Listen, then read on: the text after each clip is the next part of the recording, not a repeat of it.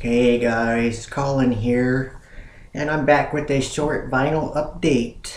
Um, I've been in the middle of moving, and this is the first video from the new place.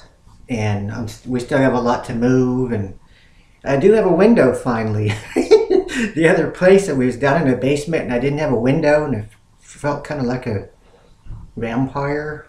But the only problem here is that there isn't any ceiling light, so we have to use a lamp.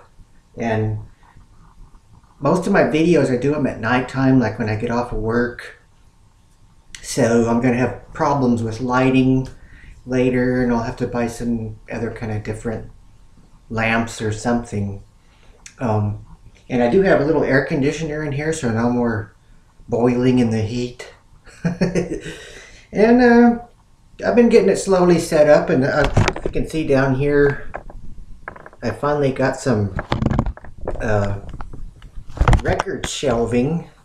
Now I can't put all my records in here, but you know, at least I'll have them properly shelved. And I don't have any pictures up or anything yet since we just moved in. And in between moving, I ran to the Love Garden, the record store, and seen if they had anything new. And they did, and I picked up a few. Some of these you've seen before, and some of them you haven't. First off, I picked up this cool box set, Native North America, Volume 1. Now this is new, just released, I'm pretty sure, because it was still in the shrink yet, 2014. And it's a box set of Native American music, folk type music made between 1966 and 1985, Canada and the United States. And it has a bunch of cool artists on it. You probably can't see that. And it came with 3 records, and they're all in these really thick cardboard covers. There's that one. Aboriginal Folk, Rock and Country, 1966 to 1985. Volume 1.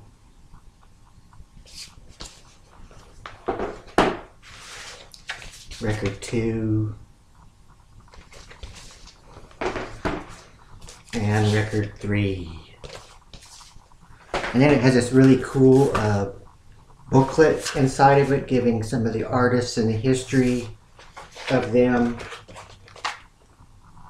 A lot of Native artists are really not very well known and obscure. Like here's Willie Mitchell and the Desert River Band. It's really old, excuse me, photograph from the 60s, it looks like. And it just gives a history behind each Native artist that's in this box set. And I thought that was really cool. Now, I haven't listened to any of these records yet because I do not have my turntable and stuff here yet. It's still over at the other dump. You won't see me sitting in front of a broken closet anymore. But there is an option. This place, for some reason, which way is it? Does not have a closet door. And there's Elvis in there. So I could film in front of that if you want to feel more like you're at home. Oh, I do have my old 70s BSR turntable, which I don't use very much, but everything works on it. But I just don't use it very much. And then there's my reel-to-reel tapes, 78s, and some old phonographs down there. And back here you see my reel-to-reel. This would probably move around at some point because I'm going to put my turntable and receiver and a CD player back here on this record. Be my record shelf. And I'll probably move some stuff around in here. I got different areas where I can rotate and move stuff around, film in different areas or whatever. And I also picked up this live Tom Waits, Live at the Bottom Line in New York, 1976. If you all know, I'm a big Tom Waits fan. And this is a live album. Got some cool tunes on it. I haven't heard it yet. But And you've all seen this, and I believe this was from a library because it says do not return and book drop. So I did pick it up from the Love Garden. They usually check all of their records to make sure they're playable, and they'll grade them and stuff. Like this one was very good. And that's the Rolling Stones, what's it called? Sticky Fingers. And it does have the zipper right there. And also I picked up this Buck Owens Country Hitmaker #1.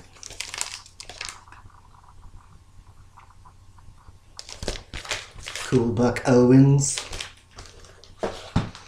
One of my oddballs I like picking up, Kojak. Here are 4 exciting super dynamic detective stories, full dramatization with sound effects. Kojak.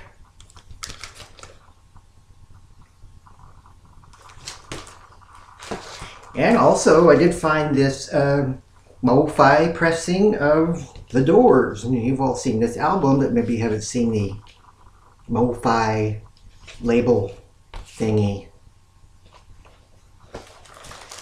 And there's the record. I don't think you really need to take it out. It's white. And it still had this little pamphlet type thing in there. Limited editions from the original masters. The key component guaranteed to improve the performance of any stereo system. That would actually kind of probably look cool in a frame. I'll probably leave it in a record. Maybe. And it has all these Mo-Fi presses. Now these are probably the old ones. I imagine they do have new ones now. And it had the certificate of limited warranty, Mobile Fidelity Sound Lab. If that's any good anymore. And I don't know what this is, Geodisc. I'll have to read it. And that's it for the records. I did get a DVD in the mail today.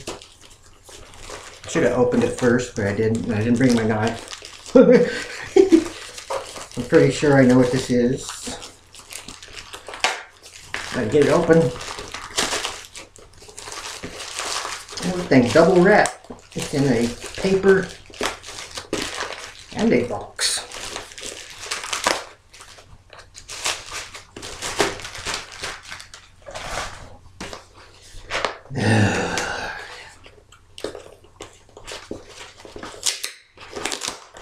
There we go.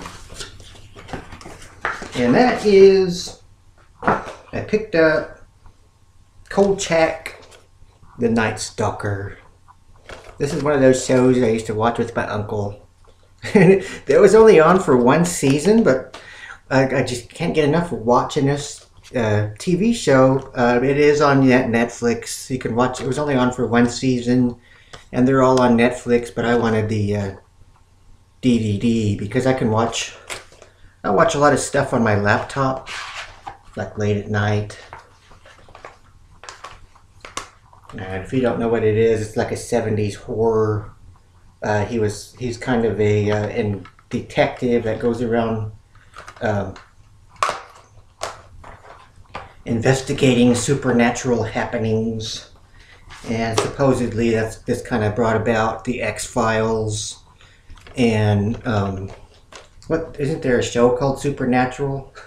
That show, the show called Supernatural, it reminds me a lot of Phantasm. If you ever seen Phantasm, it's just 2 guys. They're like paranormal guys, and they run. I think they even drive the same kind of car. That old, is it a GTO or something? Black, and they go around hunting monsters and various stuff. But anyway, that's Kolchak. Check it out on Netflix. And that's it. My first video from the new apartment. It's not ready yet, but it will be. And Colin, over and out, and Weirdos Unite.